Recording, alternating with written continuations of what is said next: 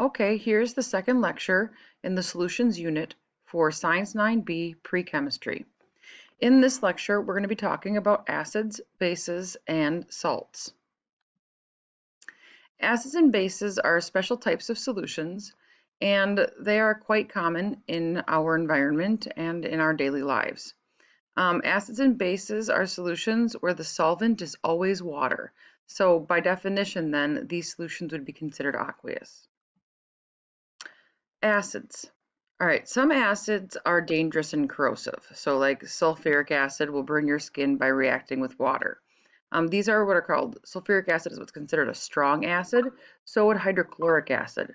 And these acids are going to, especially in high concentration, but really at any concentration, can cause skin irritation.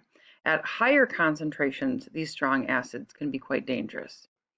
Other acids are safe enough to eat. So vinegar, which is a solution of acetic acid and water, and lemon juice can eat. But if you've ever noticed, if you've eaten like a lot of pickles, or you eat a lot of dill pickle chips or salt and vinegar chips, you'll notice that sometimes your tongue or the corners of your mouth will start to burn. And that is because you've had quite a bit of that acid, even though it's weak, in contact with your skin, and it can cause irritation. Okay, so let's start with the definition of an acid. All acids have at least one hydrogen atom that can be removed when the acid is dissolved in water.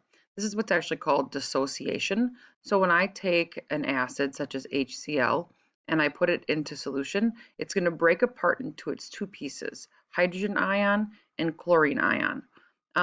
Because acids do this, because they release a hydrogen when they end up being dissolved in water, they're often called proton donors. And the proton that we're talking about specifically in this case is the hydrogen atom. So acids are what are called hydrogen donors.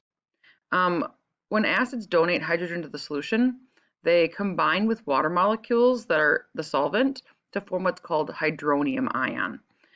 Typically, when we talk about acids, we simplify this by saying free hydrogen in solution, but that hydrogen is technically forming a complex called hydronium ion. So I just want to make you really familiar with that vocabulary word so that if you see it, it doesn't confuse you.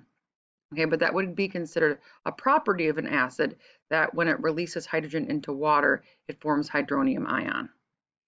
A solution with an increased amount of free hydrogen, or therefore hydronium ion, is called an acid. Okay, and so when I talk about something being acidic, I'm going to be essentially telling you that this is a solution that has a substance in it that when dissolved in water is going to release a whole bunch of hydrogen. The amount of hydrogen is going to be related to how acidic that solution is. Properties of acids. Some of these you already know. Back when you did the types of reactions lab, you saw reactions of acids with metals. I actually think when you guys did the lab, I think you actually saw probably zinc. Either you saw zinc with hydrochloric acid, or you might have seen magnesium with hydrochloric acid. One or the other, you would have noticed a lot of bubbles forming. The solution would have gotten warm. You guys weren't able to do this in school, so you had to watch videos of it, but that's what it would have been like, okay?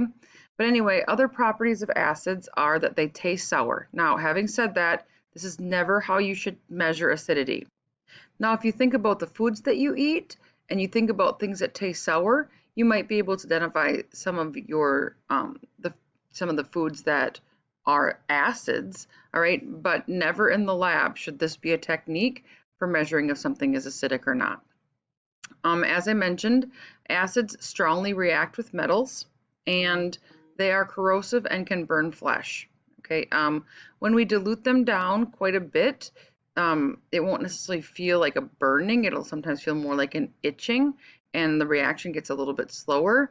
But just really keep in mind that most acids, even when diluted down with lots of water, are still going to be irritants. Acids will react with an indicator to produce a predictable change in color. So this kind of brings me to the conversation of what an indicator is. An indicator is a substance that we usually add to a solution, and it's going to tell us something about that solution based on a color change. Okay, we use these in chemistry, we use them in biology. We have tons of them. There are a lot of different varieties of them. Specifically, we are going to be talking about litmus and universal indicator in these lectures. But acids, when reacting with litmus, are going to turn litmus red. So there is red litmus and blue litmus, and both of them will turn red in the presence of an acid solution. As I mentioned, there are a lot of acids in our daily lives. Citric acid can be found in citrus fruits like grapefruits and lemons and oranges. Lactic acid is found in yogurt and buttermilk. Vinegar, which is CH3COOH, is the acid that is found, or is acetic acid dissolved in water.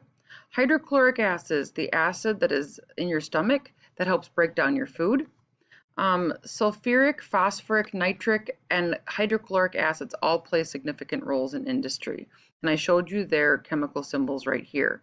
One of the things that I kind of want you to notice here is that all of these acids either start or end with a hydrogen. Okay, so HCl, H2SO4, H3PO4, HNO3, HCl. This is one of the easiest ways to determine if you're looking at an acid based on its chemical formula. Now let's move on to bases. A base is any substance that forms hydroxide ion in water. Okay. Now form, I think, is an inappropriate vocab word here, or choice of words, I guess I would say. But bases are going to most commonly release hydroxide ion in solution. What that means is hydroxide is one of the ions in the salt that is the base. And when you put it into water, it dissociates or dissolves, and it breaks apart into both the cation and the anion. And the anion in a base is usually hydroxide ion. There is another way that a substance can act as a base, and that's by pulling hydrogen from water, kind of taking one of the hydrogens away from water, kind of turning it into hydroxide ion. But this is not as common as donating hydroxide ion. Ammonia, NH3, is one of the examples of the ones that pulls hydrogen away. But in most situations, bases are going to donate hydroxide ion to the solution. Okay, so now I have a base that is dissolved into water or dissociated, and there are free hydroxide ions in that solution. Now what they can do is they can accept free hydrogens that would happen to be in solution. So if you were adding a base to an acid, and you'd be taking a solution that has free hydroxide ion and then an acid that has free hydrogen ion, and they would be able to combine to form water. And we're going to talk about that in a little bit more detail moving forward. But for now, I want you to kind of put in your minds that bases are called proton acceptors or hydrogen acceptors, okay? Because they sometimes pull hydrogen out of solution when reacting with an acid. You could also call them hydroxide donors, but it's more common that they be called hydrogen acceptors because they're more defined by how they would interact with an acid. Okay, basic solutions are called alkaline solutions. So if you ever hear me call a solution alkaline, I'm telling you that it's basic. Acid solutions are acid solutions, but bases, they get a special name. So that's called alkaline. All right, properties of bases. There are some properties of bases that are like acids. So for example, they are corrosive and can burn flesh. Not all of them, but some of them, okay? They are going to react with an indicator in a predictable way, but this time a base is going to turn litmus blue as opposed to red like acids. Where acids tasted sour, bases are going to taste bitter, and again, this is not how we identify if something is acidic or basic, all right? When you put it in your mouth, it will have a bitter taste to it, but in the lab, this is never what you should do, okay? Bases are slippery, and kind of like when you rub your fingers against each other, if you have a base on your hands, again, not a great idea in some situations because they can be corrosive. but bases that are not corrosive or damaging to the flesh are often used in soaps. And so that silkiness that you would experience with a soap or a detergent are usually due to a base. Sometimes they're due to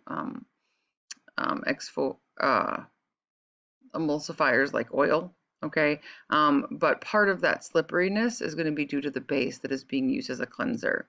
And sodium hydroxide, which is often called lye, is very, very caustic, and it's used in like tanning of leather and things like that. So properties of bases, when you're thinking about them, try to think about what acids and bases have in common and what do they have that make them different. Okay, common bases. Common bases in your everyday life are going to be sodium hydroxide, which is found in cleaning products such as soaps, oven cleaners, and drain cleaners. You'll notice that in a milder form, they're probably present in soaps, but if any of you have had any experience with oven cleaners or drain cleaners, these are pretty aggressive, okay, and are often known to be skin irritants. So often when using oven cleaners or drain cleaners, you actually use gloves to protect yourself, okay? So again, like with acids and bases, in their more concentrated forms, they can be more damaging. And also, like with acids and bases, we have what are called strong acids and weak acids. So strong acids and strong bases are going to be more dangerous, even in dilute solutions, than a weak acid or a weak base. Aluminum hydroxide is used in water for purification. So when you have polluted water or just dirty water, aluminum hydroxide is used in that purification process. Calcium hydroxide is used to lessen the acidity in soil. Okay, I just realized that the formula for that is wrong on the slide presentation. So it should be Ca open parentheses, OH close parentheses 2, because remember calcium has an ionic charge of +2 and hydroxide ion has a charge of -1. So I need 2 hydroxides for every 1 calcium. So I'll fix that here. Magnesium hydroxide, MgOH. This one's wrong too. Mg is +2 and OH is -1, so it should be MgOH2. I will fix those before we talk in class today. But this is often found in laxatives and antacids, and it's actually used for its neutralization properties. When you have an acidic or an upset stomach, if you take a laxative or an antacid, this has a base in it. So if you have an acid and an overabundance of acid in the stomach, and you take a antacid, which is essentially a base, they're going to neutralize each other. Ammonia is often found in cleaners and fertilizers. Just kind of a thing to know. Don't ever combine ammonia and bleach. It is a very dangerous reaction that often results in difficulty in breathing and things like that. The main reason I tell you this is because a lot of times when people are using cleaners in their homes, some cleaners are going to have bleach in them and some cleaners are going to have ammonia in them, and you never want to use them together. Okay, so kind of pay attention to the things that you have in your home. Notice that most of the bases contain hydroxide in their formulas. So they say OH, and that is one of the easiest ways to tell if you're looking at a base. The last thing we're going to talk about, actually the second to the last thing we're going to talk about, are neutralization reactions. I've been kind of alluding to them all along, but a neutralization reaction is a reaction that takes place between an acid and a base. So I've said an acid is going to donate hydrogen and a base is going to accept hydrogen, okay, or donate hydroxide. Either way, hydrogen and the hydroxide ion are going to come together and they're going to form water, okay? This is a double displacement reaction, but when an acid and a base combine with one another, water is produced, which is neutral, which means it's neither acid nor base, and then an ionic salt is going to also be formed, okay? This is always true. An acid combined with a base is going to form water and a salt. That is going to be important for your test, so please make sure you remember that. On this next slide, we have a couple examples of neutralization reactions. So you'll notice HCl plus NaOH yields water and NaCl. Okay, so hydrochloric acid is your salt, NaOH is your base, and you can see that hydrogen right here by itself is your acid. OH right here is your base. and then it's going to always form water, and then here's your ionic salt. Okay. In this next one, I have hydrofluoric acid, which is HF, and then calcium hydroxide. And then it's going to react to form water always. And the salt this time is calcium fluoride. Okay, so this will be what always happens, but an acid, acidic, base, basic, are going to result in neutral water. The last thing here is the pH scale. The pH scale is how we rank solutions based on alkalinity or acidity. And so pH is going to be a measure of how much free hydrogen is in that solution. And so acids have a lot of hydrogen ion in solution, and bases do not have a lot of hydrogen ion in solution. Now, pH is a calculation based on the logarithmic scale, and you guys are probably not at the point in your academic lives where that makes a whole lot of sense to you. But what I can tell you is it means is that when I use the log to calculate something, it's going to kind of have an inverse relationship. So a high amount of hydrogen ion is going to have a low pH, and a low hydrogen ion is going to have a high pH. So having said that, the scale goes from 0 to 14, and acids have a pH of less than 7, bases have a pH of greater than 7, and water, which is neither acid or basic, is neutral with a pH of 7. Okay. On this next slide, I can show you this visually. This indicator, this color change here that is being shown to you, this is what's called universal indicator. And I'm going to do a lab tomorrow in class where I'm going to show you how this works. But universal indicator is an indicator that has a specific color change for every single one of the pHs. So it's not like litmus paper, which is either red or blue. In the case of universal indicator, pH of 1 is that bright pink red color. And then the pH of 14, which is way here on the end, is like a really, really deep purple blue. Okay, and then you have the varying ones in between. Now, if you look here, 1, 2, 3, 4, 5, 6, 7, right here is about where you're looking at your greens. Okay, your greenish yellows, and that is neutral. Okay, so this would be a way to visualize pH in the lab.